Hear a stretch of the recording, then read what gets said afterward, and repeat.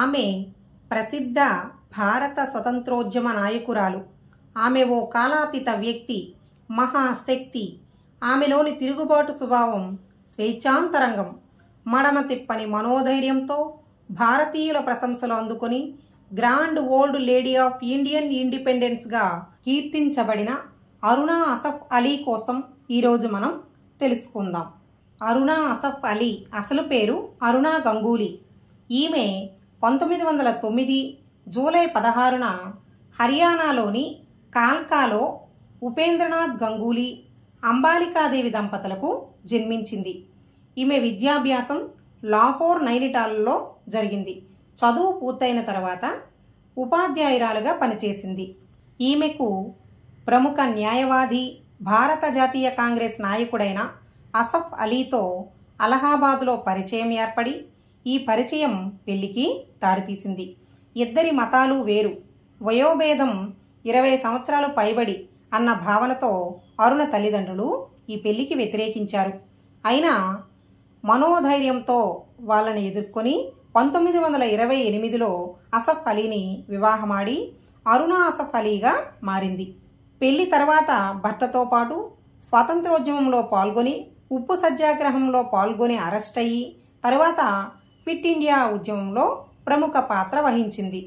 సుదీర్ఘమైన భారత స్వతంత్ర పోరాట చరిత్రలో 1942 ఆగస్టు విప్లవానికి ఒక ప్రత్యేకత ఉంది. ఈ విప్లవంతో భారతీయుల స్వరాజ్యాకాంక్ష ప్రస్ఫుటితమైనది. 1942 ఆగస్టు 8న ముంబైలో కాంగ్రెస్ పార్టీ మా దేశాన్ని వదిలిపోండి, క్విట్ ఇండియా, భారత్ చోడో అన్న తీర్మానాలు ఆమోదించగానే బ్రిటిష్ ప్రభుత్వం అనూహ్యంగా భారతీయులపై విరుచుకుపడి ఉద్యమాన్ని ఆదిలోనే అణచివేయాలనే పథకం పన్ని గాంధీజీతో సహా దేశ నాయకులందరినీ అరెస్టు చేసింది.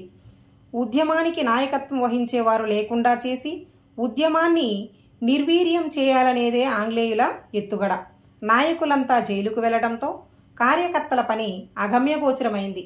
అటువంటి విపత్కర పరిస్థితులలో అరుణా అసఫ్ అలీ తెరపైకి వచ్చి 1942 ఆగస్టు 9న పార్టీ సదస్సును నిర్వహించి ధైర్యంగా ముంబైలోని గోవాలియా ట్యాంకు మైదానంలో భారతీయ పతాకాన్ని ఎగురవేసిన ధీశాలి. గాంధీ ప్రకటించిన క్విట్ ఇండియా ఉద్యమానికి శ్రీకారం చుట్టి క్వీన్ ఆఫ్ క్విట్ ఇండియా అని పేరు పొందింది. ఈ విధంగా ఉద్యమాగ్ని జ్వాలలు దేశవ్యాప్తంగా ఎగసిపడేటట్లు చేసింది. దీనితో అవాక్కైన బ్రిటిష్ వారు అరుణా అసఫ్ అలీపై అరెస్టు వారెంట్ జారీ చేశారు. అరెస్టు కాకుండా అజ్ఞాతంలోకి వెళ్ళి అజ్ఞాతంలో ఉంటూనే ఉద్యమాన్ని నడిపిన ధీర వనిత. ఈమెను ఎలాగైనా పట్టుకోవాలి అని బ్రిటిష్ ప్రభుత్వం ఆమె తలకు 5,000 రూపాయలు వెలకట్టింది. ఆమె ఆస్తులు స్వాధీనం చేసుకుని వేలం వేసింది. అయినా అరుణ లొంగలేదు. అజ్ఞాతంలో ఉన్న అరుణకు తిండి తిప్పలు లేక ఆరోగ్యం పూర్తిగా క్షీణించింది. విషయం తెలుసుకున్న గాంధీజీ ఆమెకు లేఖ రాశారు.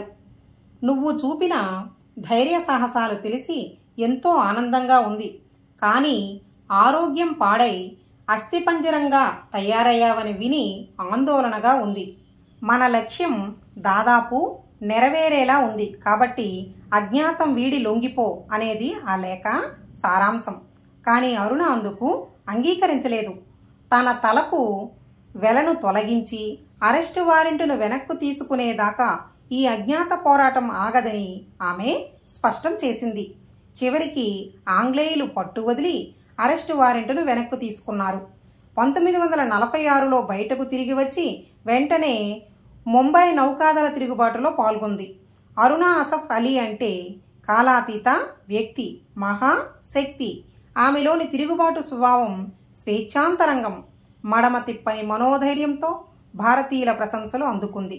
స్వాతంత్ర్యం సిద్ధించిన తర్వాత దాదాపు 50 సంవత్సరాలు జీవించి ఉన్న ఈమె స్వతంత్ర ఫలాలను కల్లారా గాంచి నిర్మోహమాటంగా ఇలా అంది: దేశాభివృద్ధి నిరుపేదల వదనాలలో ప్రతిబింబించాలి, కానీ ధనికుల బొజ్జల్లో కాదు.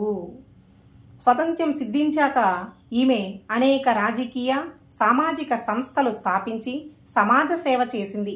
1958లో ఢిల్లీ మేయర్గా వ్యవహరిస్తూ రాజకీయ ఒత్తిడులకు తలవగ్గక ఆ పదవినే వదిలివేసింది.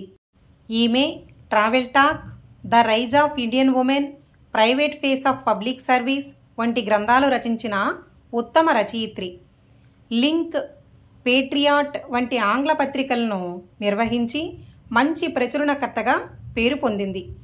ఈమె సేవలను గుర్తించి ఆమెకు లెనిన్ బహుమతి, ఇందిరాగాంధీ జాతీయ సమగ్రత అవార్డు, అంతర్జాతీయ అవగాహన నెహ్రూ అవార్డు, పద్మవిభూషణ్, ఆమె మరణాంతరం భారతరత్న అవార్డుతో కూడా భారత ప్రభుత్వం సత్కరించింది. విద్యావేత్త, రాజకీయవేత్త, రచయిత, grand old lady of Indian ఇండిపెండెన్స్గా కీర్తించబడిన అరుణ అసఫ్ అలీ 1996 సంవత్సరం జూలై 29న న్యూఢిల్లీలో తన 87వ ఏట పరంపదించారు.